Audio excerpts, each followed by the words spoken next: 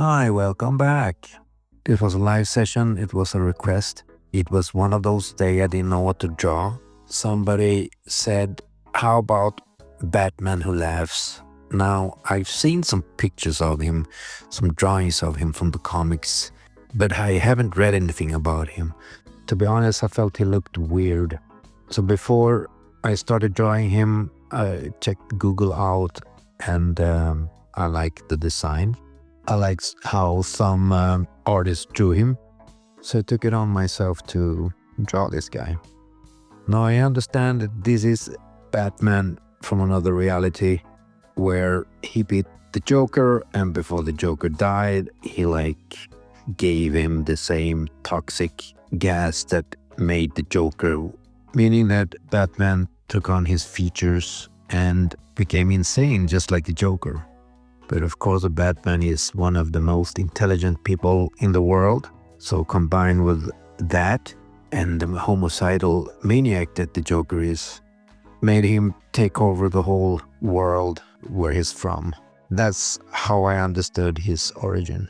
And somehow he crossed over to the DC main universe and fought our Batman, our Superman, and our Justice League, I think.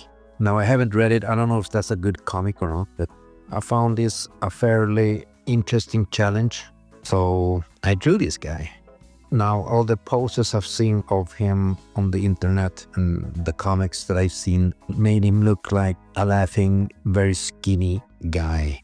I wanted something more interesting. I chose a view from up, so he has his body behind him under the head. So he's laughing towards us and we are looking down on him from up. I felt that would be more interesting to draw him like that. So I started with a head. Now I've gone through this before in another video that you can draw a character either with the body under the head, then it feels like you're looking towards him from in front of the guy. Or you can draw him with the body behind, making the feeling that you're either looking down on the person or the person is ready to attack.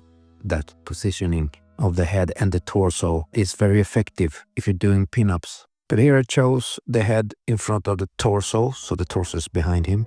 Of course, he has a big mouth and he has fangs and claws. The only thing I don't like about this design is this visor kind of a thing that he has in front of his eyes. I don't know, I don't like it. It doesn't feel like very practical. I don't know what they were thinking, but they should have chosen something else. But the rest of the clothes and like this, I kind of like the heavy metal. I think the series of this big crossover were called heavy metal or something like that. So after I finish the positioning and the view, then I start to draw the things so I know where you'll have the mouth, some small details from the clothes. I don't go full out with all the details in this stage. I never draw the full character and the whole drawing with pencils, just so I know what I should ink when I start the inking. Because the inking is where I finish the whole product. This is where I start to draw the character and the details. So the inks, I start with the outlines, of course, of what I drew with the pencils. And with that, I draw all the details of the mouth, the hands, the clothes. And after that, I start with the bigger shadows and the more of the black areas. There are a lot of black areas to cover, especially in the clothes, wearing this heavy metal leather outfit. And of course, the background, I made it all black because I'll use the rain effect. Now there's a whole video tutorial about the rain effect. It's very simple and it's very fast to do, and the result is very beautiful. So check it out and try it out because it's very effective. I felt rain will fit this guy perfectly. He's in Gotham City, and I feel that it never stops raining in Gotham City. The weather forecast is like that every day. They don't need anybody working in the weather forecast. It will rain every day anyways. So after I finish all of the background, I'll start with the heavier shadow inks with a thicker pen. Process is almost always the same when I'm on the live sessions. And then I know exactly where I have the shadows and the light sources.